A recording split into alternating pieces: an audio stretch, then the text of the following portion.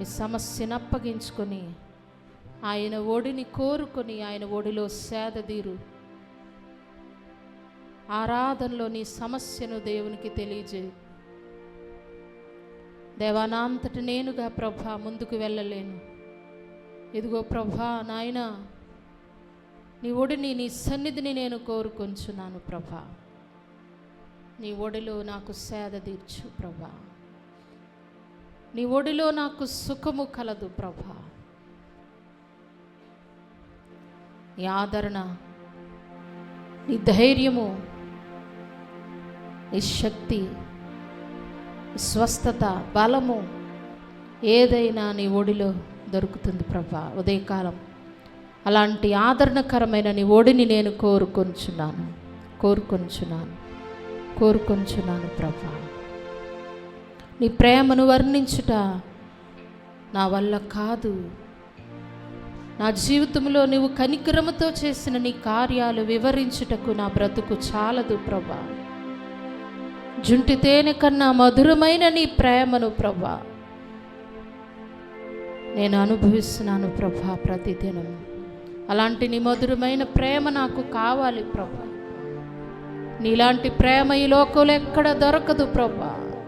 భర్త ప్రేమ, భార్య ప్రేమ, బిడ్డల ప్రేమ, స్నేహితుల ప్రేమ, ప్రియుని ప్రేమ, ప్రియురాలి ప్రేమ ఈ లోకములో మారిపోతుంది ప్రభా.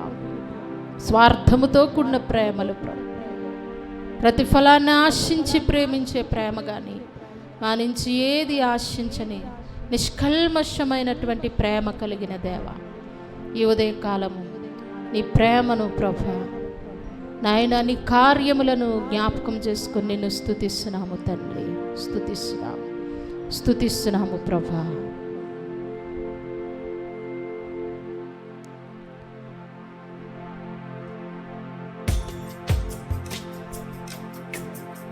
అందరూ కూడా కన్నులు మూసుకొని భక్తితో, శ్రద్ధతో, తండ్రి దేవా, నా సర్వము నీవయ్యా, నీవుంటే నాకు చాలు. నా ప్రియుడా, నా ప్రాణమా, నా స్నేహమా, నా జీవమా, నా ఆనందము నీవే. నీ ఒడిలో నాకు సుఖము ప్రభా. ఆయన ఆదరణకరమైన ఒడిని కోరుకుంటూ పాడుకుందాం.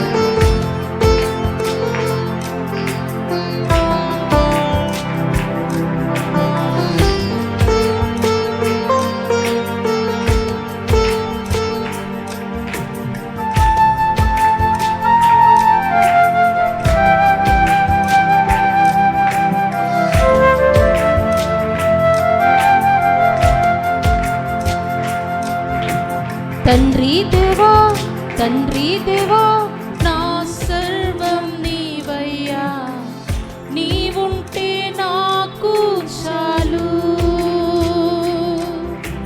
తండ్రి దేవా, తండ్రి దేవా, నా సర్వం నీవయ్యా, నీవుంటే నాకు చాలు. నా ప్రియుడా, నా ప్రాణమా, నిన్నారాధించెదను. నా జీవమా, నా స్నేహమా, నిన్నారాధించెదను. నా ప్రియుడా, నా ప్రాణమా, నిన్నారాధించెదను. నా జీవమా, నా స్నేహమా, నిన్నారాధించెదను. తండ్రి దేవా,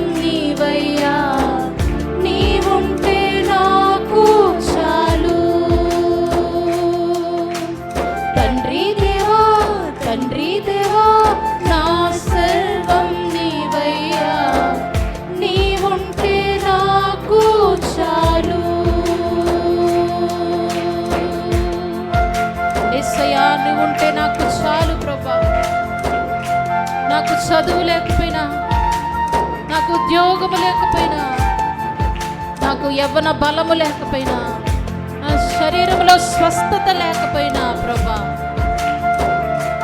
ఏమి ఉన్నా లేకున్నా నీవుంటే చాలు ప్రభా.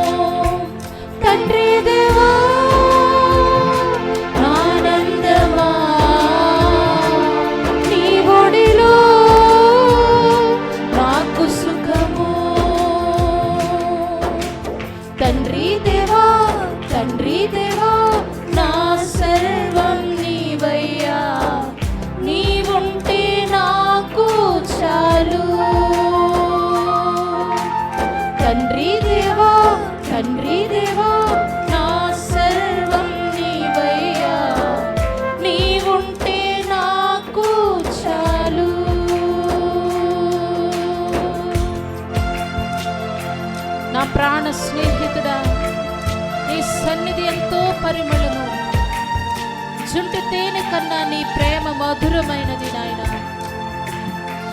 నీ ప్రేమను వర్ణించుట నా వల్ల కాదు, నీ కార్యాలు వివరించుటకు నా బ్రతుకు చాలదు ప్రభా. నా ఆనందము నీవే, నీ ఒడిలో నాకు సుఖము ప్రభా.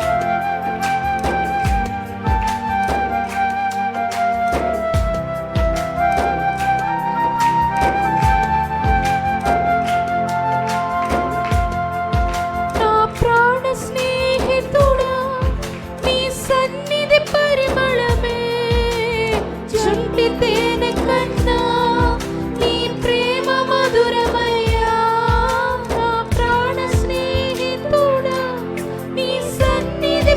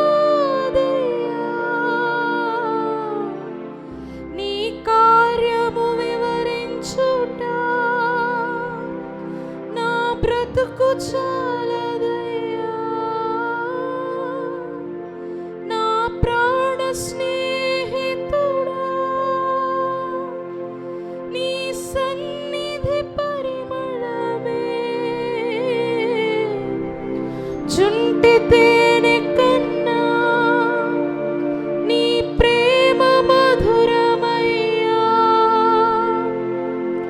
తండ్రి దేవా నానందమా నీ ఒడిలో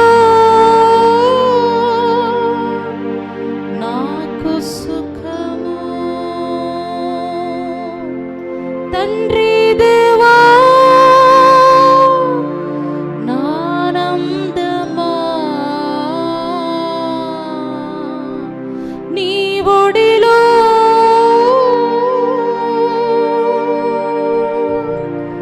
నాకు సుఖము. యేసయ్యా, ఈ ఉదయకాల సమయంలో మా ప్రియమైన తండ్రివి నాయన, ఈ లోకంలో ఉన్న తండ్రి కానీ తల్లి కానీ కొంతవరకే మా అవసరాలు తీర్చగలరు, కొంతవరకే మా కోరికలు తీర్చగలరు. కానీ మా పరలోకపు తండ్రివైన దేవుడు నీవు నాయన, ఆ ప్రతి అవసరత తీర్చే మంచి తండ్రివి.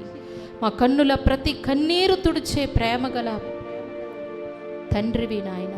ఈ ఉదయకాలము నా ప్రియమైన తండ్రి అని నిన్ను పిలుస్తూ ఆరాధన చేసిన ప్రతి బిడ్డను దీవించండి, ప్రతి కుమారుడిని కుమార్తెను దీవించండి నాయన. నీ ఒడిలో మాకు ఆదరణ సేద తీర్చి మమ్మలను బలపరిచి ముందుకు నడిపించి నీ దివ్యమైన వాక్యమును జాగ్రత్తగా విని హృదయంలో భద్రపరుచుకొని వాక్యానుసారంగా జీవించే జీవితము దయచేసి ప్రతి శోధన మీద జయమును మాకు అనుగ్రహించి దుష్టుడు వేసిన ప్రతి అగ్నిబాణములను తప్పించుకునే జయ జీవితము కలిగిన బిడ్డలుగా జయించేవారిగా ప్రభా మమ్మల్ని అందరినీ చేయమని యేసయ్య నామమున చిన్న స్తుతి ఆరాధన మనవులను అడిగి వేడుకుంటున్నాము పరమ తండ్రి. ఆమేన్. అందరం కూర్చుందాం.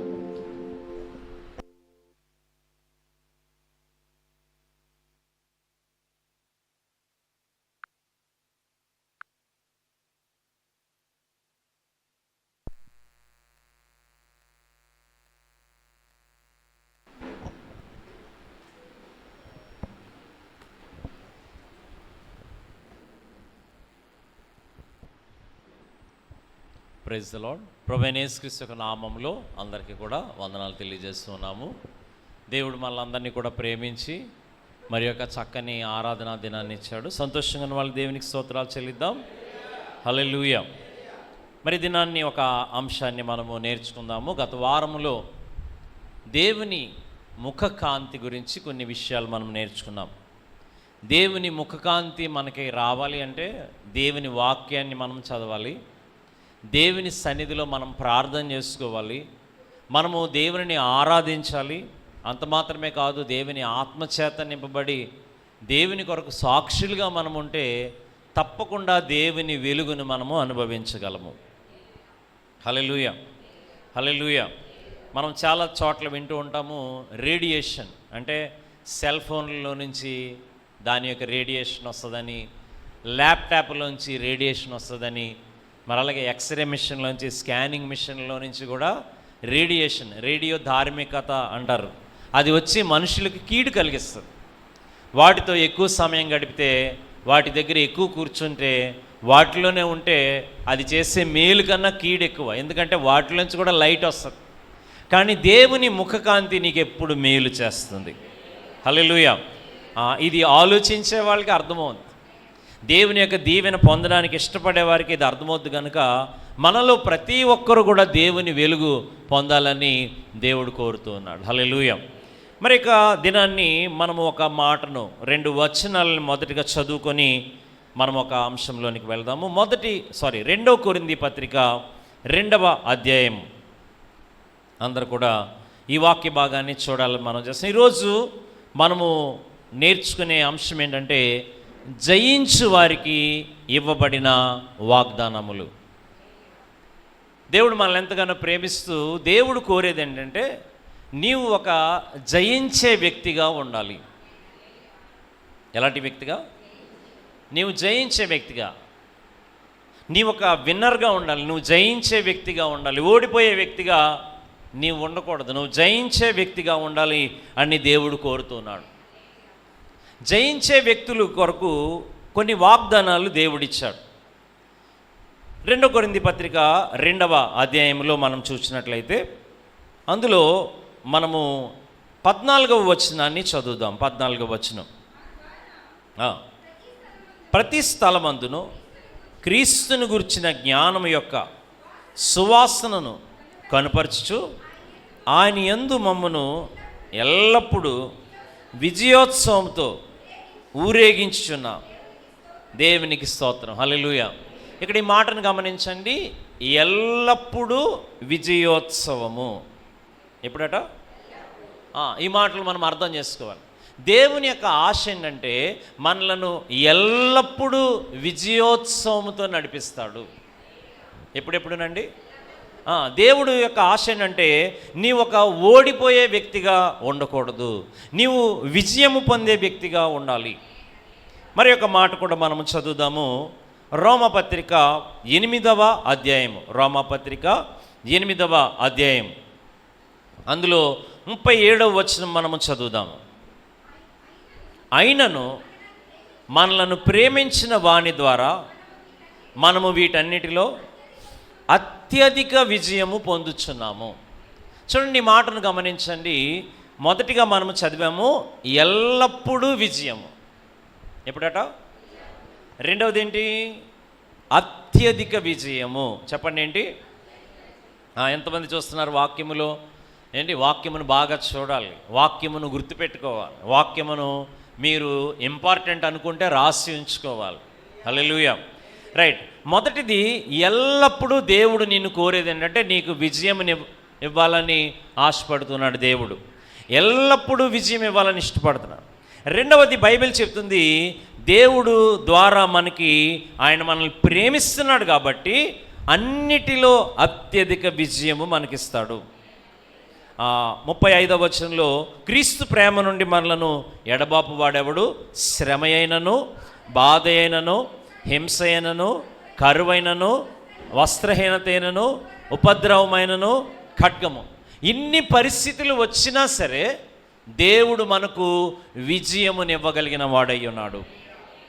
ఏంటి? కిందను చూస్తే మరణమైనను, జీవమైనను, దేవదూతలైనను, ప్రధానులైనను, ఉన్నవి అయినను, రాబోవినవి అయినను, అధికారులైనను, ఎత్తైనను, లోతైనను, సృష్టింపబడిన మరి ఏదైనను మన ప్రభువైన క్రీస్తు యేసు నుండి నందలి దేవుని ప్రేమ నుండి మనలను ఎడబాప నేరవని రూఢిగా నమ్ముచున్నాము.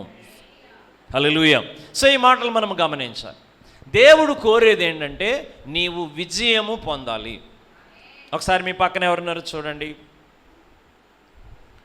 వాళ్ళతో చెప్పండి, దేవుడు మిమ్మల్ని విజయవంతులుగా ఉండాలని కోరుతున్నాడు. హల్లెలూయా. సాతాను నిన్ను ఎలా కోరతాడంటే ఓడిపోయేవాడిలా ఉండాలని కోరతాడు. చంటిబాబు, దేవుడు నిన్ను ఎలా కోరతాడు? విజయం పొందాలని కోరతాడు. గట్టిగా స్తోత్రం చెల్లిద్దాం. సాతాను ఏం కోరతాడు? ఓడిపోవాలని కోరతాడు. నువ్వు నీ జీవితంలో ఓడిపోవాలి, నీ జీవితంలో పనికి రాకుండా పోవాలి, నువ్వు ఎందుకు ఎవరికి కూడా ఉపయోగపడకుండా పోవాలని సాతాను కోరతాడు. దేవుడు కోరేది ఏంటంటే నీవు విజయం పొందాలని దేవుడు కోరతాడు. హల్లెలూయా. ఎంతమందికి అర్థమవుతుంది? దేవుడు నీవు విజయం పొందాలి. ఇంకా గొప్ప విషయం ఏంటి? ఇప్పుడు మనం చదువుకున్నాము, అసలు దేవుని ద్వారా ఆయనే నీకు విజయం ఇస్తారు. నీవు ఆయనతో నడిస్తే, నీవు ఆయన మీద ఆధారపడితే నీకు ఆయన విజయం ఇస్తాడు. హల్లెలూయా. హల్లెలూయా. సో మనం ఈ విషయాన్ని గమనించాలి. దేవుడు మనకు విజయమునిచ్చేవాడు, మనల్ని విజయవంతంగా నడిపిస్తాడు. బాగానే ఉంది. ఇందాక చాలాసేపటి నుంచి జయము పొందాలి, జయం పొందాలి అంటున్నాము. దేని మీద జయం పొందాలి? పరీక్షలో పాస్ అవ్వడము గొప్ప జయము,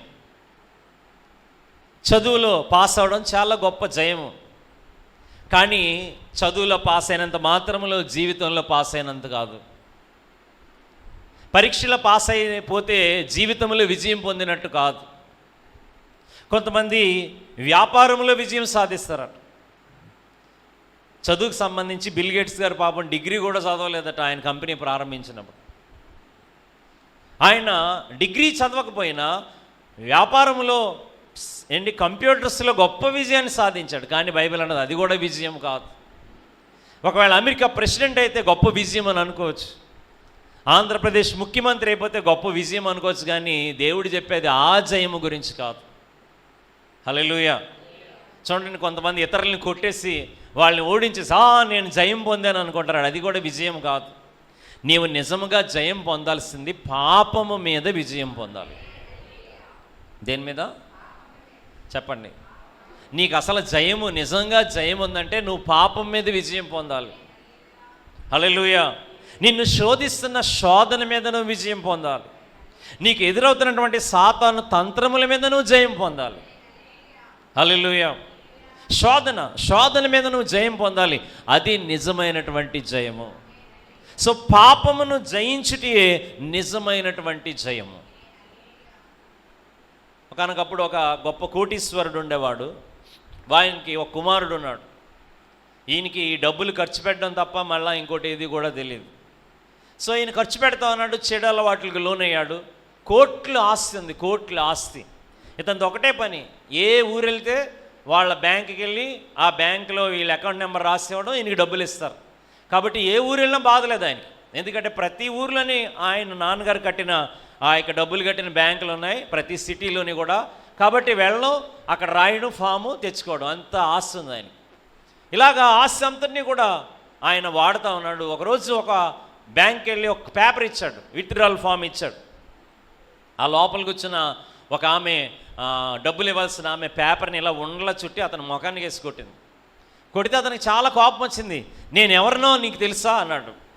ఆవిడన్నా నువ్వెవరో నాకు తెలుసు, కానీ నీ అకౌంట్లో డబ్బులు లేవు అన్నది. ఏమి లేవు? ఏమయ్యంటే పోయాయి, అన్నీ కూడా అన్నీ పోయాయి. చూడండి, జీవితం చాలా విలువైనది. దేవుడు గొప్పవాడు. శుక్రవారం రాత్రి చెప్పాను, మన జీవితంలో సౌలు జీవితంలో 40 సంవత్సరాలు దేవుడిచ్చాడు పరిపాలించడానికి.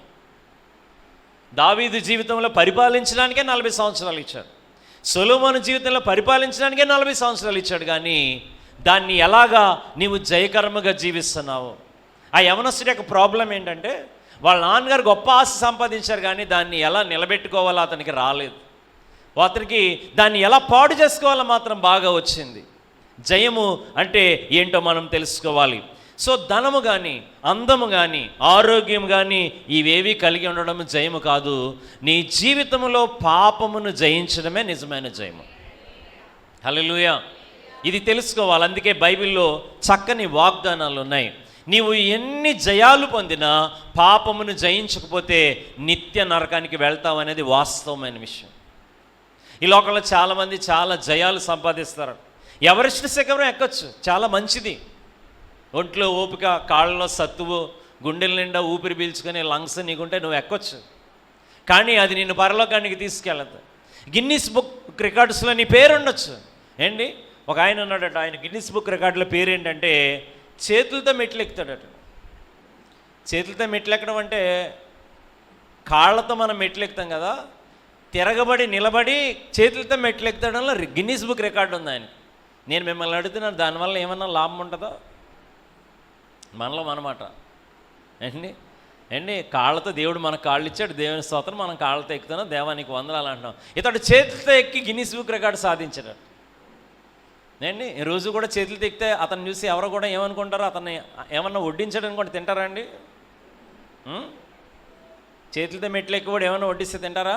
నీకు వందనాలు బాబు, మేము వడ్డించుకుని నువ్వు పక్కకు పోంటారు. ఎందుకంటే చేతులు ఏమవుతాయి, మనము షూతో నడిచే చోట అతను చేతులతో ఎక్కుతున్నాడు. పోన్లేండి, అదొక వింతైనటువంటి జబ్బు అనుకుందాం.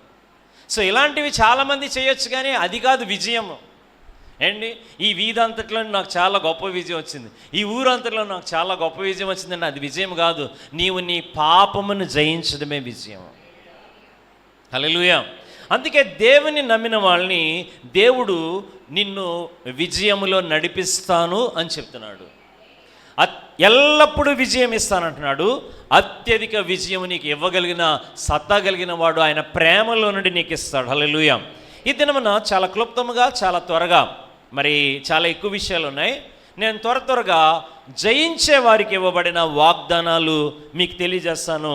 అవి ఎలాగా నెరవేర్చబడుతున్నాయో కూడా మనం మాట్లాడుకుందాం. ఈ యొక్క సందేశం యొక్క ముఖ్య ఉద్దేశం ఏంటంటే, నీవు నీ జీవితంలో ఓడిపోయే వ్యక్తిగా ఉండకూడదు, జయించే వ్యక్తిగా ఉండాలి. చాలా విచారకరమైన విషయం అంటే, చాలా తెలివైన వాళ్ళు కూడా చిన్న చిన్న అలవాట్లకు లోనే వాళ్ళ జీవితాలని ఓడిపోతూ ఉన్నారు. అందుకే దేవుడు మనల్ని పిలుస్తున్నాడు, నీవు జయించేవాడిగా ఉండాలి. జయించేవాడికి దేవుడు ఎన్నో వాగ్దానాలు చేస్తూ ఉన్నాడు. మొట్టమొదటిగా ప్రకటన గ్రంథము 2వ అధ్యాయము 7వ వచనము. జయించేవారికి దేవుడు ఏమి ఇస్తాడో వ్రాయబడుతున్నది.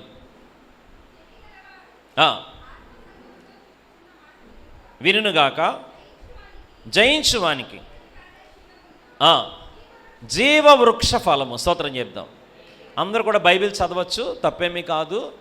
బైబిల్ ఉన్న వాళ్ళు బైబిల్ తీసి చదవండి. మనం దేవుని సన్నిధికి వాక్యం వినడానికి, వాక్యం చదవడానికి, దేవుణ్ణి ఆరాధించడానికి వచ్చాము. ఒకవేళ పక్కన ఉన్న వాళ్ళని చూద్దాము, ముందున్న వాళ్ళని చూద్దామని ఎవరైనా అనుకుంటే మీరు సరైన స్థలానికి రాలేదు. మీరు దేవుని వాక్యాన్ని చూసి దాన్ని చదివితే దేవుడు మిమ్మల్ని ఆశీర్వదిస్తాడు. మరొకసారి 2వ అధ్యాయం 7వ వచనం చదువుదాం.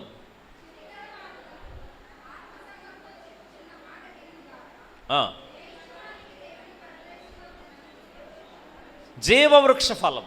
ఎవరైతే జయిస్తారో దేవుడు వారికి అంటూ ఉన్నాడు, నీవు నీ జీవితంలో పాపమును జయించి, లోకమును జయించి, దేవుని కొరకు నువ్వు జీవించడానికి ఇష్టపడితే పరలోకములో ఉన్న జీవవృక్ష ఫలాన్ని నీకు ఇస్తానన్నాడు. జీవవృక్ష ఫలము ఎక్కడ ఉండేదంటే, ఈ భూమి మీద దేవుడు దాన్ని నాటించాడు. బైబిల్ తెలియజేస్తుంది, ఆదికాండము 1-2 అధ్యాయాలు చదివితే 3వ అధ్యాయంలో కూడా జీవవృక్ష ఫలాన్ని కూడా దేవుడు ఆదాము హవ్వల కొరకు ఇచ్చాడు. కానీ వాళ్ళు పాపము చేయడం వల్ల ఆ జీవవృక్ష ఫలములో పాలు పంపులు వారికి దొరకలేదట. వారి పాపం వల్ల చెడిపోయారు. కానీ ఇప్పుడు యేసయ్య అన్నాడు, నా శక్తితో ఎవరైతే జయము పొందుతారో వారికి జీవవృక్ష ఫలము. 22వ అధ్యాయం ప్రకటన గ్రంథము 2వ వచనము. ఇందులో ఏ రీతిగా దేవుడు దాన్ని నెరవేరుస్తాడో కూడా రాయబడుతున్నది. 22:2లో చదువుదాము. ఆ పట్టణపు రాజవీధి మధ్యను ప్రవహించుట దూత నాకు చూపెను. ఈవలను ఆవలను జీవవృక్షం అండెను. హల్లెలూయా. పరలోకములో జీవవృక్షం ఉన్నది. అంటే ఈ లోకములో జయించే వాళ్ళు పరలోకములో జీవవృక్ష ఫలాన్ని పొందుతారు. ఇంకా ఏముందట, అది నెలకు ఫలించుచు 12 కాపులు కాయను. ఆ వృక్షము ఆకులు. గట్టిగా స్తోత్రం చెల్లిద్దాం. సో జయించే వారికి మొదటి వాగ్దానం ఏంటంటే, జీవవృక్ష ఫలాన్ని ఇస్తాను. ఈ లోకంలో చాలామంది చాలా జయిస్తారట. ఏదైనా ఊరు వెళ్ళాలనుకోండి, ఏ సమస్య వచ్చినా దాన్ని జయించేసి వెళ్ళిపోతారట. ఏదైనా వాళ్ళు నచ్చిన పని చేయాలనుకోండి, అన్నీ కూడా జయించేసి వెళ్ళిపోతారట. కానీ పాపము దగ్గరికి వచ్చేటప్పుడు పడిపోతూ ఉంటారట. దేవుని యొక్క కార్యాల దగ్గరికి వచ్చేటప్పటికి పడిపోతూ ఉంటారట. ఎక్కడ రాని నీరసము దేవుడి సన్నిధిలోనే కొంతమందికి వచ్చేస్తూ ఉంటుందట. ఎందుకంటే సాతాను యొక్క క్రియ అన్నమాట ఇది. అందుకే దేవుడు అన్నాడు, జయించే వారిగా ఉండాలి. హల్లెలూయా. జయించే వారికి దేవుడు ఏమిస్తాడు? జీవవృక్ష ఫలం ఇస్తాడు. రెండవ విషయంలోకి వెళ్దాము. ప్రకటన గ్రంథము 2వ అధ్యాయము 11వ వచనము. సంఘములతో ఆత్మ చెప్పుచున్నమాట, చెవిగలవాడు వినుగాక. గమనించండి, చెవిగలవాడు వినాలట. ఎవరండి? చెవులు. మనందరికీ చెవులు ఉన్నాయి. ఆ చెవిగలవాడు ఈ చెవితో మాత్రమే కాకుండా నీ హృదయముతో నువ్వు వినాలి దేవుని వాక్యాన్ని. నీవు చెవిగలవాడు ఆత్మ చెప్పే సంగతులు, ఆత్మ పరిశుద్ధాత్ముడు చెప్తున్నాడు. చదువుదాము. ఏముందండి అక్కడ? జయించువాడు రెండవ మరణము వలన, రెండవ మరణము అందరూ అనండి ఏంటి చెప్పాలి. బైబిల్ బోధిస్తున్నది ఒక మరణము కాదు, రెండవ మరణము ఉన్నదట. ఏ మరణము? రెండవ మరణం. బైబిల్ మనకు మామూలుగా ఈ లోకంలో మనుషులందరూ చాలా విచిత్రంగా, పాపమండి అతని టైం అయిపోయిందండి, చచ్చిపోయాడండి, మన టైం కూడా వస్తే మనం కూడా చనిపోతామండి, ఇంకంతే అండి ఈ లోకం అంటారట. అంతేకాదు, తర్వాత రెండవ మరణం ఉంది. ఏముంది? ఎంతమందికి తెలుసు సంగతి? నీకు బయట కనబడే మరణము ఒకటే ఉంటే, ఒకవేళ మనుషులందరూ అనుకున్నట్టుగా పర్వాలేదు, కానీ రెండవ మరణము ఉందట. జయించేవారికి ఏం చేయదట? రెండవ మరణము వలన ఏ హాని. నువ్వు జయించేవాడిగా ఉంటే, ఓడిపోయేవాడిగా ఉంటే, పాపములు పడిపోయేవాడిగా ఉంటే, పాపానికి నిన్ను నువ్వు అమ్మేసుకుంటే నీవు రెండవ మరణంలోకి వెళ్ళిపోతావు. కానీ జయించేవాడిగా ఉంటే రెండవ మరణము ఏ హాని చేయదు. ఈ రెండవ మరణం అంటే ఏంటో కూడా మనం బాగా నేర్చుకుందాము. 20వ అధ్యాయము ప్రకటన గ్రంథము 6వ వచనం చదువుదాం. 20వ అధ్యాయము 6వ వచనము. ఈ మొదటి పునరుద్ధానములో పాలుగలవారు ధన్యులను పరిశుద్ధులనై ఉన్నారు. ఇట్టి వారి మీద రెండవ మరణమునకు తెలుసుకోవాలి. ఇక్కడ ఉన్న యవనస్తులు, చిన్న బిడ్డలు, పెద్దవారు తెలుసుకోనండి. నీ కంటికి కనబడే మరణము పెట్టెలో పెట్టి తీసుకెళ్ళి సమాధి చేసేసే మరణము కాదు. నీవు తెలుసుకోవాల్సింది ఏంటంటే ఈ సహజ మరణము వెనుకాల రెండవ మరణం ఉన్నది. జాగ్రత్త. ఆ రెండవ మరణంలోకి వెళ్లకుండా ఉండవలసిన వారటండి పరిశుద్ధులుగా ఉండాలట. హల్లెలూయా. వారి మీద రెండవ మరణమునకు అధికారము లేదు. ఈ రెండవ మరణం అంటే ఏంటో ఇప్పుడు 21వ అధ్యాయము 7, 8 వచనాల్లో రాయబడుతున్నది. అంటే జయించేవాడు పరలోకాన్ని స్వతంత్రించుకుంటాడట. ఎంతమందికి సంతోషంగా ఉంది? ఇంకా చదువుదాం. నీ దేవుడు అతనికి దేవుడుగా ఉంటాడట. అతనికి దేవుడు అతను దేవుడికి కుమారుడై ఉంటాడట. ఒక్క నిమిషం. ఈ ఉదయము నువ్వు దేవునికి కుమారుడువా? కొంతమంది దేవకుమార్ అని పేరు పెట్టుకుంటారట. ఎప్పుడు బ్రాందీ షాపులోనే కనబడతాడట. అంతే, అది పేరే అండి. జీవితమే అంతే. కొంతమంది మంచి మంచి పేర్లు పెట్టుకుంటారట అండి. కానీ జీవితం వేరేలా ఉంటుందట. నువ్వు అలా ఉండకూడదు. నువ్వు దేవుని కుమారుడుగా ఉండాలి. You are a son of God and daughter of God. దేవుని కుమార్తెగా నువ్వు ఉంటున్నావా? దేవుని కుమారుడుగా నువ్వు ఉంటున్నావా? కొంతమంది నేను దేవుని కుమారుడిగా ఉండను, దయ్యం కుమారుడు. నువ్వు ఖచ్చితంగా దయ్యం కుమారుడుగా. నేను చెప్తున్నాను నీకు, నువ్వు దేవుని కుమారుడిగా ఉండను అని అన్న మరుక్షణమే నీవు వద్దన్నా నువ్వు సాతాను కుమారుడివే. ఏ అనుమానం లేదు అందులో. హల్లెలూయా. రైట్, మనం ముందుకు చదువుదాం. ఇప్పుడు చదవండి 8. పిరికివారును అవిశ్వాసులను. పిరికివారంటే ఎవరంటే బల్లిని చూసి బొద్దికని చూసి పారిపోయే వాళ్ళు కాదు. పిరికివారంటే మనుషులకి భయపడి పాపములో పడిపోయేవాళ్ళు, మనుషులను చూసి పాపంలో పడిపోయేవాళ్ళు. వీళ్ళు ఏమని అనుకుంటారేమని పాపం చేసేవాళ్ళు. నేను ఇలా చెడ్డ పని చేయకపోతే వీళ్ళు నాకు ఏం తెలియదు అనుకుంటారేమో పాపాలు వేసేవాళ్ళు. జాగ్రత్త. పిరికివారు, అవిశ్వాసులు, అసహ్యమైన కార్యాలు చేసేవాళ్ళు, నరహంతకులు, వ్యభిచారులు, మాంత్రికులు, విగ్రహారాధకులు, అబద్ధికులందరూ అగ్ని గంధకములతో మండు గుండములో పాలు పొందుదురు. ఇది రెండవ మరణం. ఇప్పుడు మనం ఆలోచించాలి. జయించేవాడిని రెండవ మరణం ఏమీ చేయదట. మరి జయించలేని వాడు ఎక్కడికి వెళ్తాడు? రెండవ మరణం అంటే నరకము. చెప్పండి ఏంటి? అగ్ని గంధకములతో మండు గుండం అండి. అగ్నిగుండం, నరకము. జాగ్రత్తగా గమనించాలి. మనకి భూమి మీద వేడి ఎక్కువైపోతే ఏసీలు వాడతాం. బాగా డబ్బులు ఎక్కువ ఉంటే ఇంటి అంతటికీ కూడా సెంట్రలైజ్డ్ ఏసీ చేసేసుకోవచ్చు. కిచెన్లో కూడా ఏసీ వచ్చేది, చాలా బాగుంటుంది. కానీ ఇది డబ్బులుంటే జరిగేది ఇక్కడ. కానీ నువ్వు ఎన్ని ఏసీలు పెట్టినా సరే జయించేవాడు కాకపోతే అగ్నిగుండంలోకి వెళ్ళిపోతావట. ఎక్కడికి ఉందా మీ బైబిల్లో? ఇక్కడ నువ్వు ఏసీ పెట్టుకోవచ్చు, పాప పనులు చేసి చెడ్డ పనులు చేసి కూడా నువ్వు డబ్బు సంపాదించవచ్చు, అది నీ ఇష్టం. అది కానీ సంగతి జ్ఞాపకం చేసుకో, నువ్వు పాపమును జయించకపోతే వెళ్ళేది ఎక్కడికి? రెండవ మరణము. చెప్పండి ఏంటి? బయట మరణం అందరికీ వస్తుంది, ఎవరికైనా వస్తుంది బయట మరణం. అదేం పెద్ద గొప్ప విశేషం కాదు. మన టైం అయిపోతే అందరం చనిపోతాం. కానీ అక్కడ ఆగిపోలేదట, రెండవ మరణము. చెప్పండి ఏంటి?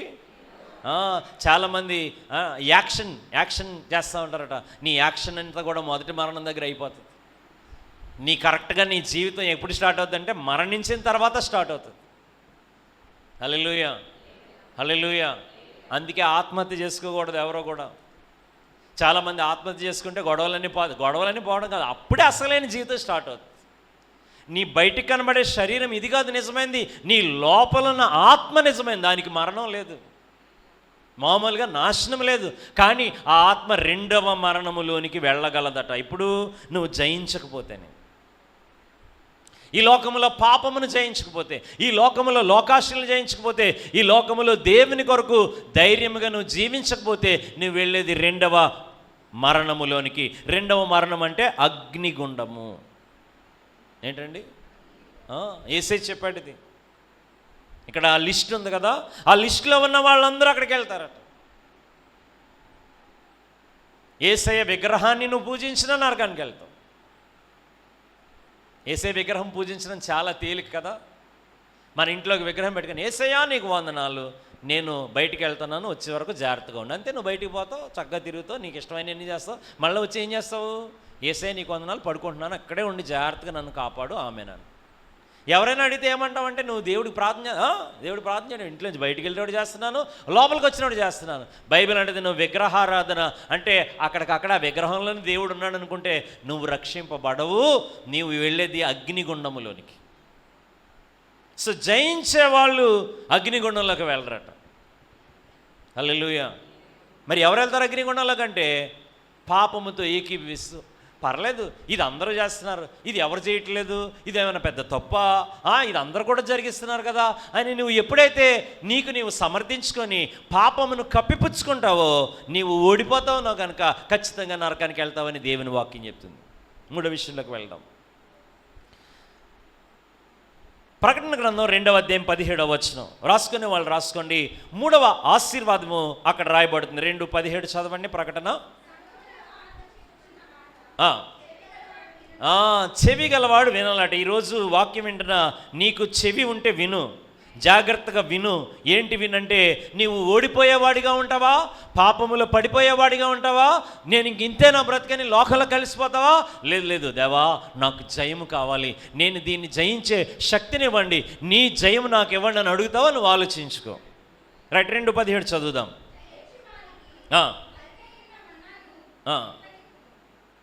మరుగైన మన్నాను భుజింపనిత్తును, మరియు అతనికి తెల్ల రాతినిత్తును. గట్టిగా స్తోత్రం చెల్లిద్దాం. దేవుడు మరుగై ఉన్నవన్నీ కూడా మనకి ఇవ్వగలిగిన వాడు. అయితే ఇక్కడ ప్రత్యేకముగా తెల్ల రాయినిస్తాను అంటున్నాడు. ఏమిస్తాడట? అప్పుడు మనకు తెల్లరాయి మనం ఏం చేసుకుంటాము అంటాము. కానీ దీని యొక్క అర్థం ఏంటంటే, దేవుడు ఆయన అమూల్యమైన రత్నములతో, అమూల్యమైన రాళ్లతో తయారు చేసిన పరలోకాన్ని నీకు ఇస్తాడు. హల్లెలూయా, హల్లెలూయా. ఈ లోకంలో వజ్రాలు చాలా విలువైనవని మనం అనుకుంటామట. కానీ వజ్రాలకి వెలుగును ప్రకాశింపజేసే శక్తి లేదట. కానీ రాళ్ళు, ప్రెషస్ స్టోన్స్ ఉన్నాయి, రత్నములు ఉన్నాయి. ఆ రత్నాల్లోకి వెలుగు వెళ్తే యువతల పక్క నుంచి అన్ని రకాల రంగులు వస్తాయట. పరలోకంలో వజ్రాలు ఉన్నట్టుగా లేదు, పరలోకంలో అన్నీ కూడా రత్నాలు ఉన్నాయట. ఎందుకంటే పరలోకము లైటింగ్ ఉన్న స్థలం. స్తోత్రం చెప్పండి. కానీ అక్కడ లైటింగ్ ఎవరు? సూర్యుడు లేడు, చంద్రుడు లేడు, నక్షత్రాలు లేవు, కానీ దేవుడే ప్రకాశిస్తాడు. దేవుడి వెలుగు ఆ రాళ్ళలోకి వెళ్ళి, ఆ రత్నాల్లోకి వెళ్ళి గొప్ప లైటింగ్ వస్తుందట. స్తోత్రం చెప్దాం. ప్రస్తుతం మాత్రం మనం సీరియల్ సెట్లు పెట్టుకొని దేవానికి స్తోత్రం అనడమే, కానీ నువ్వు దేవుని కలిగి ఉంటే పరలోకానికి వెళ్తావు. కాబట్టి సీరియల్ సెట్ దగ్గర ఆగిపోకు. కొంతమంది సీరియల్ సెట్ పెట్టుకొని ఇదే పరలోకం అనుకుంటున్నారా? లేదు లేదు, నీకు నిజమైన పరలోకం దేవుడు ఇస్తాడు. హల్లెలూయా. రత్నాలు, వజ్రాలు. బైబిల్ గ్రంథం చెప్తుంది 21వ అధ్యాయం 11వ వచనం. ప్రకటన 21:11 చదవండి. దాని అందలి వెలుగు దగదగ మెరియు సూర్యకాంతం వంటి అమూల్య రత్నమును పోలిన. స్తోత్రం చెల్లిద్దాం. నీకు తెల్ల రాతినిస్తాడంటే దేవుడు నీకు వాగ్దానముగా ఆయన యొక్క పరలోక పట్టణములో ఉన్నటువంటి ఆ పరలోకం అంతటిని నీకు ఇస్తాడు. హల్లెలూయా. అలాగే 21వ అధ్యాయం 18 నుండి 21 వచనాలు. 18 నుండి 21. దేవునికి స్తోత్రం. హల్లెలూయా. మన ఇల్లు ప్రాకారం దేంతో కడతాము? లోపల మట్టి ఇటుకలతో, కాల్చిన ఇటుకలతో కట్టి మన ప్రాకారం అంతా సిమెంట్ ఇటుకలతో చీప్గా సింపుల్గా అయిపోవడానికి కడతామట. కానీ దేవుడు అమూల్యమైన రత్నములతో పునాదులు వేశారట. నీవు దాన్ని తల మీద పెట్టుకుంటావు, చేతులకి తగిలించుకుంటావు, ముక్కుకి తగిలించుకుంటావు, కానీ దాని మీద దేవుడు నిన్ను నడిపిస్తానంటున్నాడు. సంతోషంగా ఉంటే దేవుని స్తోత్రం చేద్దాం. ఆ రత్నముల మీద నిన్ను నడిపిస్తాడు, నువ్వు జయించేవాడు అయితేనే. హల్లెలూయా. అంటే ఈ లోకములో తల మీద పెట్టుకున్నదంతా పరలోకంలో ఎక్కడ పెడతాడు? స్తోత్రం చెప్పండి. కానీ చాలామంది లోకాన్నే తల మీద పెట్టుకొని దీన్నే మోస్తున్నారట. దేవుడు అన్నాడు, అయ్యా జయించేవాడిగా ఉండు నాయనా, నేను నిన్ను పరలోకపు బంగారు వీధుల్లో నడిపిస్తాను. హల్లెలూయా. నువ్వు పరలోక బంగారు వీధుల్లో నడుస్తావా, పాపం అనే బురదలో నడుస్తావా, నీ ఇష్టం అది. కానీ ఈ దినమున దేవుడిని నేను ఎందుకు పిలుస్తున్నాడు తెలుసా? నువ్వు జయించేవాడిగా ఉండాలి. హల్లెలూయా. సో 21వ వచనం వరకు కూడా అయ్యే విషయాలు రాయబడుతున్నాయి. నేను 4వ అంశంలోకి వెళ్తున్నాను. ప్రకటన గ్రంథం 2వ అధ్యాయము 26వ వచనం చదువుదాం. 26వ వచనం. జయించు. దేవుని చూడండి, యేసయ్య జయించేవాడు. స్తోత్రం చెప్పండి. హీఈస్ ఎ ఓవర్కమర్. ఆయన జయించాడు, ఈ లోకమునకు వచ్చినాడు, పాపమును జయించాడు. యేసయ్యలో ఒక్క పాపము కూడా లేదు. ఆయన శోధించబడ్డాడు అన్ని విషయాల్లో, కానీ ఒక్క పాపము లేదు. నిజముగా ఎవరైనా జయించేవాడు ఉన్నాడంటే యేసయ్య ఒక్కడే. యేసయ్య ఏం జయించాడు? పాపమును జయించాడు, లోకమును జయించాడు, అవమానమును జయించాడు, నిందను జయించాడు, అన్నిటికంటే గొప్పది మరణమును జయించాడు. మరణం యేసయ్యని ఏం చేయలేకపోయిందట. మొదటి మరణం కూడా ఏం చేయలేకపోయిందట. స్తోత్రం చెప్పండి, గట్టిగా స్తోత్రం చెప్పాలి. ఆయన ఎప్పుడు కూడా జయించేవాడు కాబట్టి నీకు జయమనిస్తాడు. హల్లెలూయా. రైట్. ఆయన జయించేవాడు కనుక అంతము వరకు నా క్రియలు జాగ్రత్తగా చేయువానికి జనుల మీద అధికారం ఇచ్చేదను. హల్లెలూయా. సో ఇంకొక వచనం కూడా చదువుదాము. 3:21 కూడా చదువుదాం. నేను జయించి నా తండ్రితో కూడా ఆయన సింహాసనం ముందు కూర్చున్న ప్రకారము జయించు వానిని. ఎవరినట? ఒకసారి మీ పక్కన ఎవరన్నా చూడండి, చెప్పండి వాళ్ళతో, జయించు వానిని. జయించేవారిగా ఉండాలట. మనం ఓడిపోయేవారిగా ఉండకూడదట. నీలో జయించే శక్తి ఉన్నది, కానీ వాటిని పనికిమాలిన వాటి కొరకు కొంతమంది వాడుతూ ఉన్నారట. నువ్వు పాపమును జయించడానికి నీలో శక్తిని వాడాలి. హల్లెలూయా. రైట్. జయించడానికి ఏం చేస్తాడటండి? నాతో కూడా నా సింహాసనమునందు నువ్వు జయించేవాడివైతే దేవునితో కూడా కూర్చుంటావు. హల్లెలూయా. ఎవరితో? మరి జయించకపోతేను సాతానుతో కూడా కూర్చుంటావు. అంతే. సాతాను ఎక్కడ కూర్చుంటాడు? 2వ మరణం అగ్నిగుండంలో కూర్చొని సాతాను కూడా బాధపడతాడు. ఇప్పుడు సాతాను ప్లాన్ ఏంటో తెలుసా? బాగా వినండి. నేనొక్కడనే బాధపడితే ఏం బాగుంటుంది? నాతో పాటు బాధపడడానికి చాలామంది ఉండాలనే ఈరోజు అనేక మందిని ఏం చేస్తున్నాడు? లాగుతూ ఉన్నాడు. యేసయ్యా, నేను నిన్ను రక్షిస్తానయ్యా, నువ్వు నా మాట వింటే నేను నిన్ను జయము పొందేవాడిగా చేస్తాను, నిన్ను నాతో పాటు సింహాసనం మీద కూర్చోబెట్టుకుంటాను. హల్లెలూయా. నీవు నా ప్రక్కన కూర్చునేవాడిగా నేను నిన్ను చేస్తాను. నువ్వెందుకు చీకట్లో కూర్చుంటావు? నువ్వెందుకు చీకటి కార్యాల్లో కూర్చుంటావు? నువ్వు దేవుని పక్కన కూర్చునేవాడిగా ఉండాలి. హల్లెలూయా. హల్లెలూయా. ఏంటి, పెద్ద పెద్ద ఆఫీసర్లకి మంచి చైర్ ఉంటుందట కదా, అధికారులకి మంచి చైర్ ఉంటుంది. కానీ అధికారి చెడు అలవాట్లు ఉంటే ఎక్కడికి వెళ్ళి కూర్చుంటాడు? పాపులతో, దుష్టులతో, దుర్మార్గులతో, పనికిరాని వాళ్ళతో కూర్చుంటాడు. అతనికి ఒకవేళ మంచి చైర్ ఉండొచ్చు, కానీ అతడు ఓడిపోయాడు కాబట్టి సాతాను క్రియల్లో ఉంటాడట. దేవుడు అన్నాడు, జయించువానికి నేనేమిస్తాను? నాతో పాటు సింహాసనం మీద కూర్చుండనిచ్చెదను. హల్లెలూయా. దేవుని సింహాసనం మీద నిన్ను కూర్చోబెట్టుకుంటాడన్న. ఎవరికి? డబ్బున్న వాళ్ళకి కాదు. ఏంటి? ఎవరికి? అందం ఉన్న వాళ్ళకి కాదు, పాపమును జయించే వాళ్ళకి. ఎవరికి? పాపమును జయించే వాళ్ళకి, సాతాను క్రియలను జయించే వాళ్ళకి, దుష్ట బుద్ధిని జయించే వాళ్ళు దేవుడు తన పక్కన కూర్చోబెట్టుకుంటాడు. హల్లెలూయా. హల్లెలూయా. 20వ అధ్యాయము 4వ వచనం చదువుదాం. ప్రకటన 24.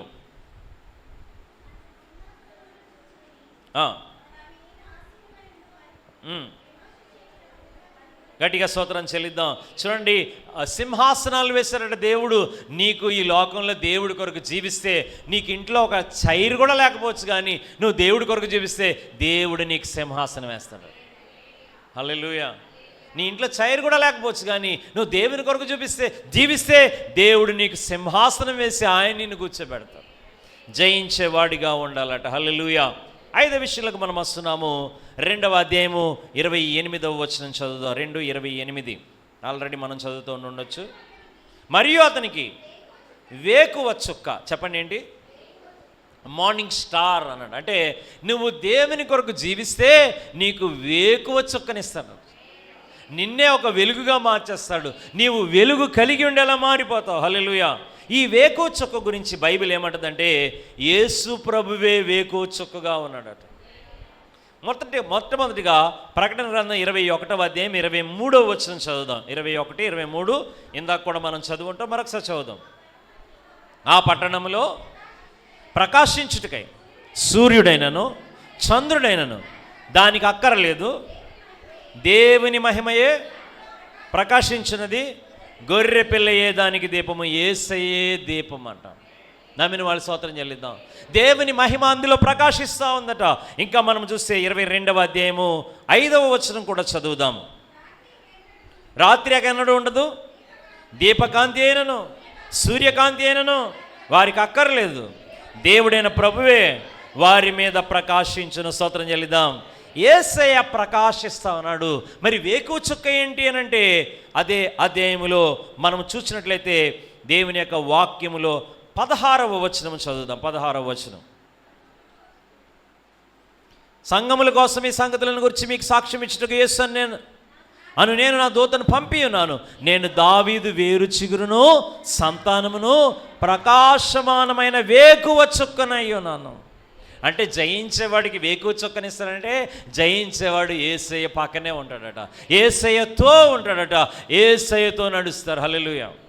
అంత బాగానే ఉంది. ఇప్పుడు యేసయ్య ఎక్కడున్నారు మరి?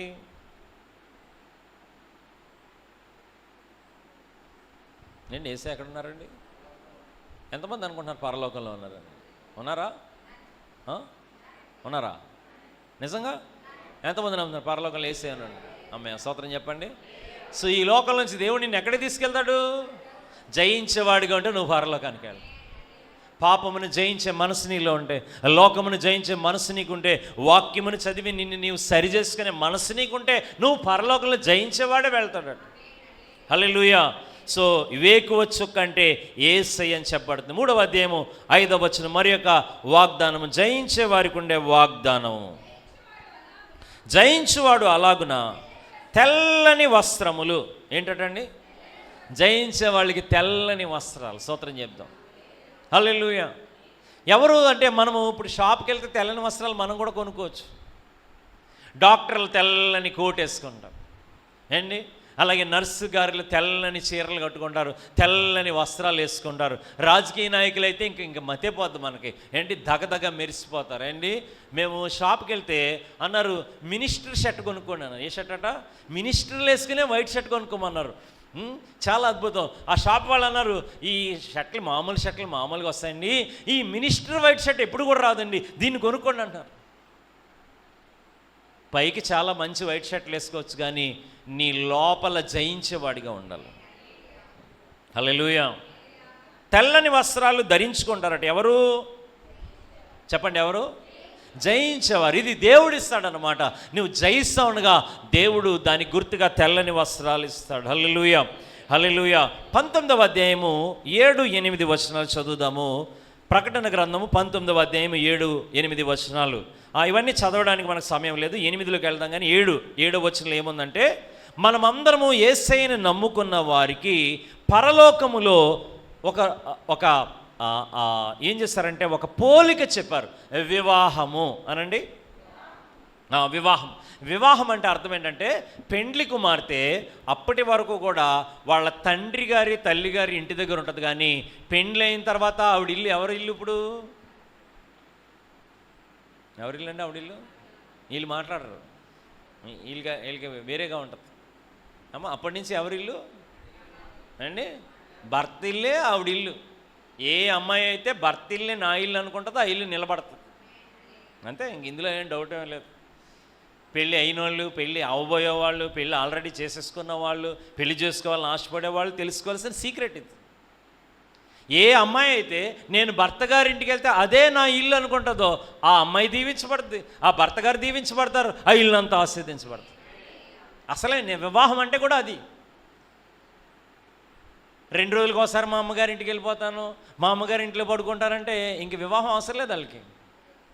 ఏంటి అబ్బాయిలు మీరు ఒప్పుకుంటారా? వీళ్ళు ఒప్పుకుంటారు.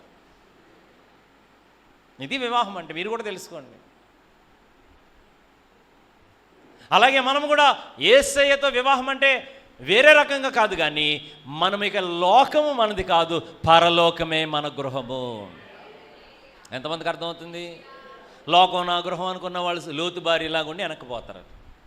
పరలోకమే నా గృహము, పరలోకం కొరకు నేను జీవించాలి, అక్కడికి నేను వెళ్ళాలి, అక్కడ నేను ఉండాలి. ఇది దేవుడు చెప్తున్నాడు. జయించే వారి మైండ్ అలా ఉంటుందట. జయించలేని వాళ్ళ మైండ్ ఎలా ఉంటుంది? ఏది వదిలేసి వచ్చానో మళ్ళీ అందులోకి వెళ్తాను, ఏది వద్దనుకున్నానో మళ్ళీ చేస్తాను, ఏది పాపం అనుకున్నానో మళ్ళీ అందులోకి వెళ్తాను, నువ్వు మళ్ళీ వెనక్కి వెళ్ళిపోతాను అంటున్నావు. లేదు లేదు. అందుకే వివాహంతో పోల్చడం ఏంటంటే, ఈ భూమి మీద పాపములో ఉన్న మనము పరలోక ఆనందాన్ని పొందబోతూ ఉన్నాము. హల్లెలూయా. సో అక్కడ చెప్తూ, అక్కడ గొర్రెపిల్ల అంటే గొర్రెపిల్ల యొక్క పెండ్లి కుమార్తె అంటే సంగమునకు 8వ వచనములో రాయబడుతుంది. చూడండి, 19:8 చదవండి. చూడండి, ఆ పెండ్లి కుమార్తె ధరించుకొనుటకు ప్రకాశములను నిర్మలమునైన సన్నపు నారబట్టలు ఆమెకి ఇవ్వబడెను, అవి పరిశుద్ధుల నీతి క్రియలు.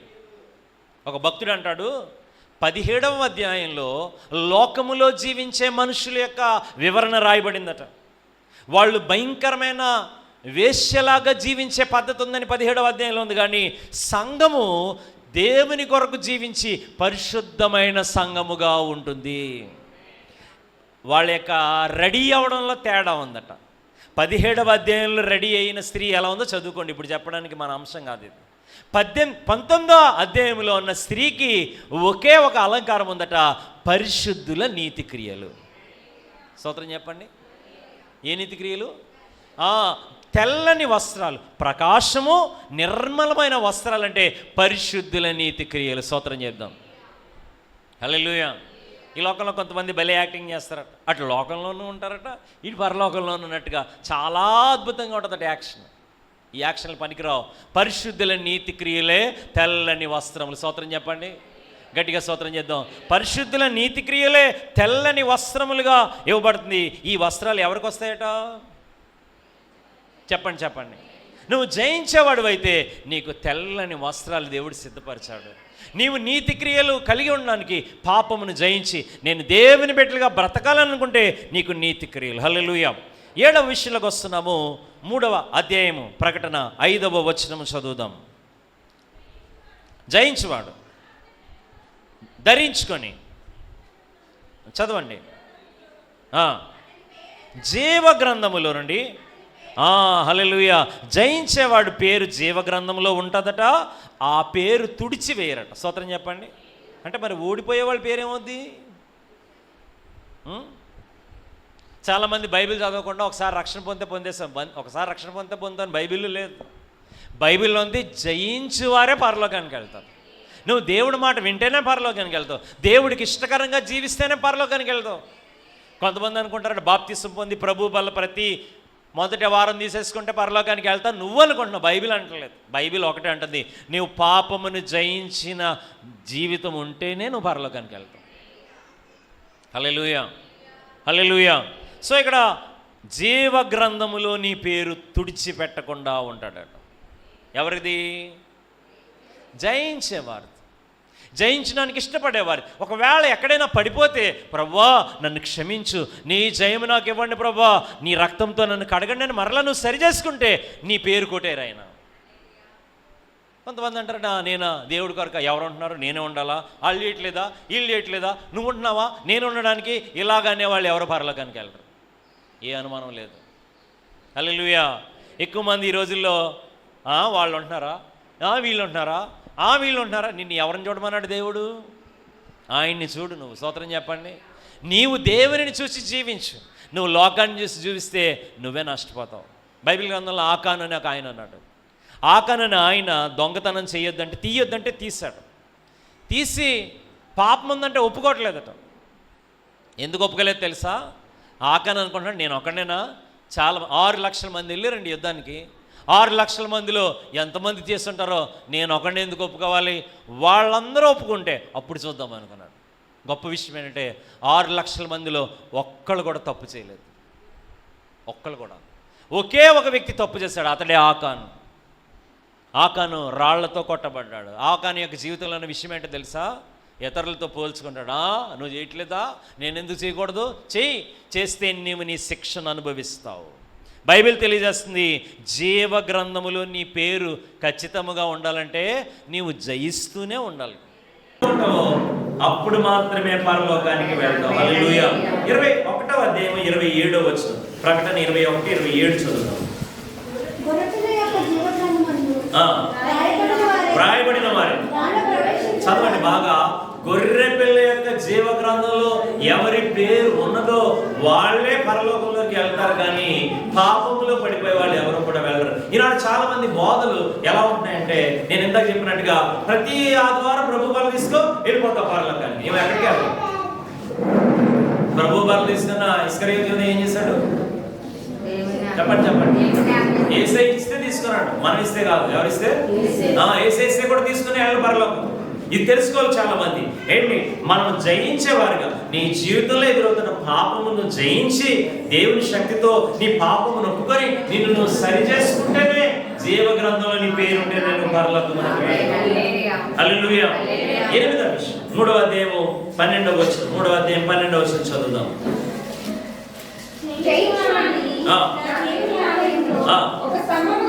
స్తోత్రం. హల్లెలూయా. దేవుని ఆలయంలో అయిపోతామట. అయ్యి బాబాయ్ స్తంభంగా అయిపోతే ఎలాగే ఇంటికి వెళ్ళొద్దా? పిల్లలు వెళ్ళొద్దా? చికెన్ మటన్ అది వండుకున్నాం. దేవుని స్తోత్రం. దేవుని ఆలయంలో స్తంభం అంటే ఒక మాట మీకు చెప్తాను. మన ఆలయంలో స్తంభాలు ఉన్నాయి కదా, ఇవన్నీ కూడా మనందరికంటే బాగా వాక్యం పెట్టినాయి. స్తోత్రం చెప్పండి. ఎవరైనా మా చర్చిలో పాస్టర్ గారు చెప్పలేదంటే దేవుడు దీన్ని స్విచ్ ఆన్ చేస్తారు. ఇది నీకు పరలోకంలో మాట్లాడుతుంటారు. ఎవరైనా స్తంభాల దగ్గరలో కూర్చుంటే చూసుకోండి, మీరు కూడా దూరంలో ఉన్నప్పుడు కూడా అది వాక్యం. హల్లెలూయా. దేవుని వాక్య సన్నిధిలో స్తంభం మాట్లాడుతుంది. నేను ఈ వాక్యం వల్ల జయించేవాడు గురించి చెప్పిన వాక్యం నేను వినలేదంటే, నువ్వు వినలేదు కానీ ఏం విన్నది? నువ్వు చచ్చికొచ్చి నిద్రపోయి ఉంటాయి. ఎక్కడ నిద్రపడక ఇగో ఈ స్తంభములో, అంటే స్తంభం అంటే అర్థం ఏంటంటే దేవుని సన్నిధి కలిగిన వ్యక్తులు. హల్లెలూయా. దేవునితో నింపబడి లోకాన్ని తీసేసుకొని దేవుని కొరకు జీవించడానికి ఇష్టపడే జయించే వాళ్ళని దేవుని ఆలయంలో ఏం చేస్తారట? అంటే అంత బలంగా, అంత శక్తివంతంగా, అంత ఉపయోగపడే వ్యక్తిగా, దేవునికి సంతోషం తెచ్చే వ్యక్తిగా నేను చేస్తాను. హల్లెలూయా. సో జయించేవాడు దేవుని మందిరంలో ఒక స్తంభం లాగా మారిపో, అంటే అంతగా దేవుళ్ళో ఉంటాడు. హల్లెలూయా. అయితే 21వ అధ్యాయము 22, 23 వచనాలు చదువుదాం. ప్రకటన 21, 22, 23 వచనాలు. పరలోకంలో ఏ దేవాలయం కనబడలేదండి. స్తోత్రం చెప్పండి. అదేంటది? నీవు చర్చికి భూమి మీద ఉన్నప్పుడే రావాలి. స్తోత్రం చెప్పండి. పరలోకంలో చర్చికి వెళ్దామంటే అప్పుడు ఏమీ లేదు. చదువు ఏం లేదు. చూస్తాం బాగా చదువు. ఏం లేదట పరలోకంలో. ఏమనుకో ఇక్కడే నీకు దేవుడి సన్నిధి లోపలికి వచ్చే టైం ఇదే. ఇక్కడికి వస్తేనే అందులోకి వెళ్తాం. అక్కడికి వెళ్ళి చర్చికి వెళ్దామంటే కుదరదు. ఇక్కడ చర్చిలో వచ్చి జయించేవాడిగా నువ్వు మారితే పరలోకంలో దేవాలయం లేకపోవడం ఏంటంటే, ఇప్పుడు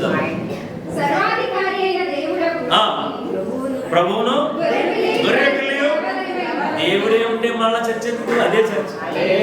హల్లెలూయా. అర్థమవుతుందా? దేవుడే. ఇప్పుడు ఇక్కడ దేవుని సన్నిధి కొరకు మనం వచ్చాం. బయటికి వెళ్తే లోకము, పాపము, ఎన్నో శోధనలు ఉన్నాయి కాబట్టి అవన్నీ నాకు వద్దు. ఈ 2 గంటలు దేవుడి సన్నిధిలో ఉంటారని వచ్చాం మనం. చెప్పండి. ఎందుకంటే దేవుడి బిడ్డలుగా కూడి ఉన్నాం, కానీ పరలోకంలో ఇంకా పాపం లేదు, ఏం లేదు కాబట్టి దేవుడే. పరలోకం అంతా చర్చ. స్తోత్రం చెల్లిద్దాం. మరి ఇప్పుడు మనం ఎలా మారిపోవాలంటే అక్కడ స్తంభముగా మారిపోవాలి. హల్లెలూయా. స్తంభంగా మారిపోవడం అంటే నువ్వు కూడా ఆలయంలో ఉంటామని. జయించేవాడు ఎక్కడుంటాడు? దేవుని ఆలయంలో, పరలోకం అనేటువంటి ఆ స్థలంలో ఒక స్తంభంగా, అంటే ఆ ఆలయంలో ఒక భాగముగా నువ్వు కూడా ఉంటావు. నువ్వు జయించావు. 3వ అధ్యాయం 12వ వచనం తర్వాత మాటలు మనం చూద్దాం. జయించు వారిని ఆలయంలో స్తంభంగా చేస్తాను, అందులో నుండి పోడు.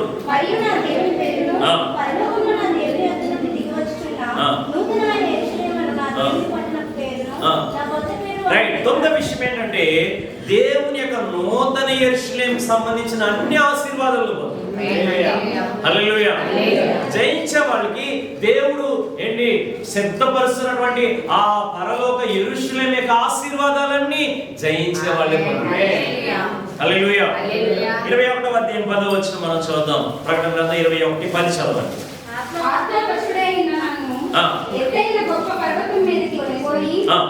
యెరూషలేము అనే పరిశుద్ధ పట్టణము దేవుని మహిమ గలదై పరలోకమందున్న దేవుని యొద్ద నుండి దిగి వచ్చుట నాకు చూపెను. అందరూ ఆమేన్ చెప్దాం. హల్లెలూయా.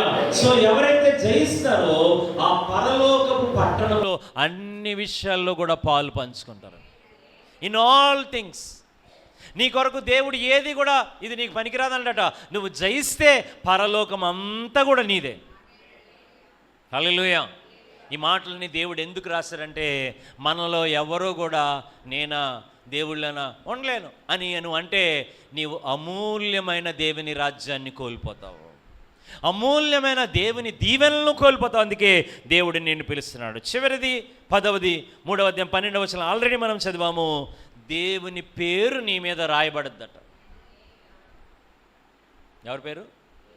దేవుని పేరు రాయబడ్డం అంటే ఏంటంటే నీవు దేవుడు కొరకు ప్రత్యేకించబడిన వాడిగా ఉంటావు, జయించేవాడు అయితేనే. హల్లెలూయా. ఎంతమంది ఆశపడుతున్నారు నేను దేవుని కొరకు నేను ప్రత్యేకముగా ఉండాలి అంటే? మీరు అందరూ చేతులు ఎత్తారు, చాలా జాగ్రత్తగా వినండి. నీవు దేవుని కొరకు దేవుని పేరు నీ మీద ఉన్నట్లయితే, లేదా నేను పూర్తిగా దేవుడి కొరకే బ్రతకాలంటే, నీవు ఇంట్లో ఉన్నప్పుడు, ఇంట్లో నుండి బయటకు అడుగుపెట్టినప్పుడు కూడా నీలో దేవుని కాంతి కనబడుతుంది. ఎప్పుడు? నువ్వు దేవుడికి లోబడి జయిస్తేనే. హల్లెలూయా. హల్లెలూయా. అంతేగాని వీధిలో నిలబడి కనబడిన వాళ్ళందరూ బూతులు తిడితే దేవుడి మహిమేమో కనబడదు నీళ్ళ నుంచి. ఎంతమందికి అర్థమైంది అండి? కొంతమంది చర్చిలో దేవుడి పేరు నా మీద ఉండాలి, అలాగ ఉండాలి, ఇలాగ ఉండాలి ఉంటుంది, కానీ నీలో మార్పు లేకపోతే నీ వల్ల దేవుడికి అవమానం కలుగుతుంది. సో దేవుడు జయించేవాడి మీద ఏం రాస్తారట? నా పేరు రాస్తానంటున్నాడు. హల్లెలూయా. ఇందులో ఇంకో గొప్ప విచిత్రమైన ఒక చాలా అద్భుతమైన విషయాన్ని చెప్పాడు. 22:4 చదవండి. 22:4 ప్రకటన. ఆయన దాసులు ఆయన సేవించుచు ఆయన ముఖదర్శనము చేయుచుందరు. స్తోత్రం చెప్పండి. నువ్వు దేవుని బిడ్డవైతే ఆయన ముఖాన్ని చూడడానికి ఇష్టపడతావని, ఆయనతో సహవాసాన్ని నువ్వు కోరుకుంటావట. ఆయన ముఖ దర్శనం. నేను ఇందాక చెప్పాను, మొబైల్ ఫోన్ నుంచి రేడియేషన్ వస్తుంది అండి, లోపల నాడీ మండలంలో పట్టేస్తుంది అండి. కంప్యూటర్ స్క్రీన్ నుంచి కూడా రేడియేషన్ వస్తుంది. అన్నిటి నుంచి కూడా ఎలక్ట్రానిక్ వస్తువులు, ఇంటర్నెట్తో కనెక్ట్ అయిన ప్రతి ఫోన్ నుంచి కూడా రేడియేషన్, టీవీ నుంచి కూడా రేడియేషన్ వస్తూనే ఉంటుంది అండి. మన ఫోన్లు మనం పట్టుకొని తిరుగుతున్నాం, ఇదంతా కూడా చాలా వరకు రేడియేషన్ ఉన్నది. డాక్టర్ని అడిగితే చెప్తారు, ఫోన్ ఎక్కువగా గుండె దగ్గర పెట్టుకోకండి, ఇక్కడ పెట్టుకోకండి, అక్కడ పెట్టుకోకండి, దీనికి తగిలించుకోండి, దానికి వాళ్ళు చెప్పడమే, మనం చేసేది మామూలుగా చేసుకుంటా పోతాం. కానీ దాంట్లో ప్రమాదం ఉంది. దేవుని భక్తి గలవారు ఎవరు ముఖ దర్శనం చేస్తారట? దేవుని ముఖ దర్శనము. స్తోత్రం చెల్లిద్దాం. ఆయన ముఖ దర్శనము చేయుచుందురు. ఆయన నామము, అందరూ బాగా వినాలి, ఆయన నామము ఆయన వారి యొక్క నొసళ్ళ మీద ఉంటుందట, ఫోర్ హెడ్. అందుకే నీ నొసటిని నువ్వు ఖాళీగా ఉంచుకోవాలి. ఎలా ఉంచుకోవాలి? అర్థమైన వాళ్ళకి అర్థం ఉంది. నేను దేవుని బిడ్డను కాదంటే నువ్వేమన్నా చేసుకో నీ నొసటితో, నేనేమి అన్నావు, దేవుడు కూడా ఏమన్నావు. దేవుని ముద్ర నీ మీద కావాలంటే నీ నొసటిని ఖాళీగా ఉంచుకో. హల్లెలూయా. హల్లెలూయా. నువ్వు పరలోకం వెళ్ళాలనుకుంటేనే, నేను లేదు నరకం పోతానంటే పో, నిన్నెవ్వరో కూడా ఆపరు. చెప్తారు అందరూ కూడా, బాబు నరకానికి వెళ్ళకనైనా దేవుడి కొరకు జీవించి అంటాం. లేదు లేదు లేదు, నేను ఇందులోకే వెళ్తాను. మేము మొన్న బయటికి వెళ్తుంటే ఒక ఆయన రోడ్డు మీద పడుకున్నాడు. రోడ్డు మీద పడుకోవడం అంటే మీకు అర్థమైపోయి ఉంటుంది. చాలా ఎత్తుగా ఉన్నాడు మనిషి, చాలా ధనవంతుడిలాగా ఉన్నాడు, రోడ్డు మీద మత్తుతో పడుకొని ఉన్నాడు. మళ్ళా గంట తర్వాత నేను అటు నుంచి వెనక్కి వచ్చాను, ఇటువైపు పక్క రోడ్డు నుంచి ఇటువైపు పక్క వచ్చాడు అంతే. ఏమంటే అతనికి ఇల్లు లేదా, వాకిల్ లేదా, చూడడానికి ధనవంతుడు. వాళ్ళ అన్నయ్య తమ్ముడు ఎవరో వచ్చారు. అతను అంటున్నాడు, నేను రానంటే రాను, నేను రాను, ఇక్కడే ఉంటాను. అలాంటి ఎవడన్నా ఏమైనా చేయగలండి? ఎవరు ఏం చేయలేరు. కానీ దేవుడు నిన్ను కోరతాడంటే నువ్వు జయించేవాడిగా ఉండాలి. దేవుని పేరు నీ మీద రాస్తాడు. ఎవరికి? జయించేవారికి. ఓడిపోయేవారికి, లోకంలో వెళ్ళిపోయే వాళ్ళకి వాళ్ళ నేను ఉండాలి, వీళ్ళ నేను ఉండాలి అనుకున్నా వెళ్ళిపోను నువ్వు. కానీ నువ్వు జయించేవాడిగా ఉండాలంటే దేవుని పేరు నీ మీద రాస్తాడు. హల్లెలూయా, హల్లెలూయా. దేవుడు మనకి జయం ఇవ్వాలనుకుంటున్నాడు. ఎంతమందికి కావాలి? మీలో ఎంతమంది పరుగు పందాల్లో పాల్గొన్నారు? నేను తర్వాత ప్రశ్నకి మీరు జవాబు కరెక్ట్గా చెప్పాలి. పరుగు పందాల్లో ఎంతమందికి ప్రైజ్ వస్తుంది అండి? రాజారావు గారు చెప్తున్నారు 3కి వస్తుందని. ఎంతమందికి వస్తుంది? మరి మిగిలిన వాళ్ళందరికీ కన్సలేషన్ ప్రైజ్ అంటారు. ఏ ప్రైజ్ అంటే ఏంటి అమ్మా? పార్టిసిపేట్ చేసినందుకు కాదు, ఏడకుండా ఇంటికి వెళ్ళండి అని. అర్థమైంది మీకు? కన్సోల్ అంటే ఏంటి? ఓదార్పు. బాధపడకలే, నీకు రాలేదు కదా, ఏడుస్తే వెళ్ళకి ఇంటికి, ఇది పట్టుకొని వెళ్ళు. ఎవరన్నా అడిగితే ఏమొచ్చిందని చెప్పు, కన్సోలేషన్ ప్రైజ్ వచ్చింది చెప్పు. అది ఏంటో తెలియలేదు చాలామందికి. కన్సోలేషన్ ప్రైజ్ అంటే ఏడకుండా ఇంటికి వెళ్ళు, నీకు రాదు ప్రైజ్, ఇది పట్టుకోపో, అయిపోయింది. ఇప్పుడు ఎంతమందికి అర్థమైంది? కానీ దేవుడి ప్రైజ్ అలాంటిది కదా. స్తోత్రం చెప్పండి. దేవుని పరుగు పందెము నీకు ఇతరులతో పోటీ పెట్టడు ఆయన. వింటున్నారా మీరు? ఎవరితో పోటీ కాదు, నీకు ఇతరులతో పోటీ కాదు, నీ ముందున్న పరుగు కరెక్ట్గా పరిగెట్టు అంతే, నీకు ప్రైజ్ ఉంది. ఎంతమందికి అర్థమవుతుంది? ఇతరులతో పోటీ. చాలామంది క్రైస్తవ జీవితం కూడా వాళ్ళకంటే నేను బాగుండు, వీళ్ళు. నువ్వు అసలు దేవుడి బిడ్డవే కదా అలా అనుకుంటే. నీవు దేవుడు నీకు అప్పగించింది కరెక్ట్గా చెయ్యి, అప్పుడు నువ్వు ఆశీర్వాదకరంగా ఉంటావు. దేవుని యొక్క ప్రైజు ఇతరులతో పోటీ పెట్టి నీకు ఇవ్వటం లేదు, ఆయన నీ పరుగు కరెక్ట్గా పరిగెడితే నీకు ఇచ్చేస్తాడు అంతే. హల్లెలూయా. అందుకే దేవుని దగ్గర ప్రతి ఒక్కరికి ప్రైజ్ ఉందట. స్తోత్రం చెప్పండి. నువ్వు దేవుడి పరుగులో పరిగెత్తలేదు అనుకో, ఆయన దగ్గర ప్రైజ్ ఉంది కానీ నువ్వు పొందలేవు. హల్లెలూయా. ఈనాడు చాలామంది ఇతరులతో పోల్చుకొని వాళ్ళకంటే నేను బాగుండాలి, వీళ్ళకంటే ఇది లోకం. ఇది ఈ లోకంలో ప్రైజ్ రాకపోతే ఏం చేస్తారు? నీకు కన్నీరు తుడిచే ప్రైజ్. ఈసారి నుంచి బాగా గుర్తుపెట్టుకోండి. కన్సలేషన్ ప్రైజ్ అంటే ఏంటండి? ఓదార్పు ప్రైజ్. పోన్లే, పోయావు కదా, ఓడిపోయావు కదా, వెళ్ళు, ఇది పట్టుకొని వెళ్ళు అండి. ఇది పట్టుకొని ఏదో నీకు పరిగెత్తు కాబట్టి నువ్వు బాధపడకుండా, వాళ్ళని చూసి ఆడకుండా, నాకు ఫస్ట్ రాలేదు, నాకు సెకండ్ రాలేదు, నాకు మధ్యలో వాళ్ళు కాలు అడ్డం పెట్టేశారు, ఇంక ఇవన్నీ నువ్వు చెప్పకుండా చక్కగా ఓదార్పుతో పొమ్మని ఈ లోకం పంపించేస్తుంది. కానీ ఏసే ప్రతి ఒక్కరికి ప్రైజ్ ఇస్తాడు. అర్థమైన గట్టిగా స్తోత్రం చెల్లిద్దాం. ఇది అర్థమైతే నీ క్రైస్తవ జీవితంలో నీ విజయం పొందుతావు. నువ్వు ఎవరితోని కూడా పోల్చుకో, నీ జీవితం నీదే. హల్లెలూయా. నీ జీవితం నీదే, నువ్వు ఇతరులతో పోల్చుకోవద్దు. నువ్వు తప్పులు చేస్తావా, దేవుడు నిన్ను గెలిపిస్తాడు. ఒలింపిక్స్లో ఒక చోట పరుగు పందెల్లో ఒక అబ్బాయి పరిగెడుతూ ఉన్నాడు. పరిగెడుతూ ఉండి పడిపోయాడు, చాలా దొర్లిపోయాడు, చాలా దెబ్బలు తగిలాయి. ఇంతలోకి ఇది వాళ్ళ నాన్నగారు చూస్తున్నారు.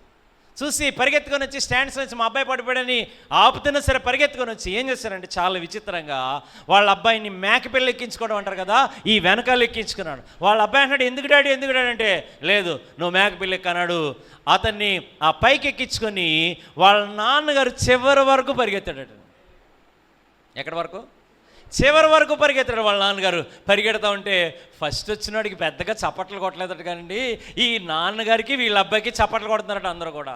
అంత మాత్రమే కాదు, వాళ్ళకి ఒక ప్రత్యేకమైన ప్రైజ్ ఇచ్చారట. ఎందుకో తెలుసా? ఆయన అడిగారట, ఎందుకు మీరు మీ అబ్బాయిని మీదనెక్కించుకొని పరిగెత్తారు? ఫస్ట్, సెకండ్, థర్డ్ మొత్తం అన్న పొజిషన్లన్నీ అయిపోయాయి, లాస్ట్ పొజిషన్ కూడా మీరు ఎందుకు పరిగెత్తారంటే ఆయన అన్నాడట, మా అబ్బాయి ఆశ ఏంటంటే ఇది చివరి వరకు పరిగెత్తాలని. కానీ మధ్యలో ఏమయ్యాడు? పడిపోయాడు. కానీ మా అబ్బాయి ఎప్పుడు కూడా జీవితంలో బాధపడకూడదు, అయ్యో నేను పడిపోయానని.